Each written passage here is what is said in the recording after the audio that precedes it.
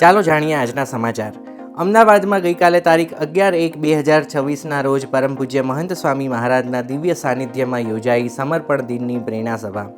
આ દેહથી શું ન થાય રે કેન્દ્રવર્તી વિચાર સાથે યોજાયેલી આ વિશિષ્ટ સભામાં પૂજ્ય સંતોના પ્રવચન અને પૂજ્ય ઈશ્વર ચરણદાસ સ્વામીના પ્રાસંગિક ઉદ્બોધન દ્વારા સૌએ પવિત્ર પ્રેરણાઓ પ્રાપ્ત કરી।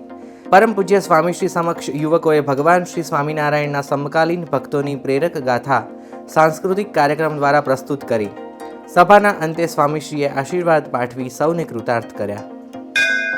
ધોળકાના BAPS સ્વામિનારાયણ મંદિરના રજત જયંતિ ઉત્સવના ઉપક્રમે તારીખ 11/1/2024ના રોજ યોજાયા વિવિધ ભક્તિસભર કાર્યક્રમો।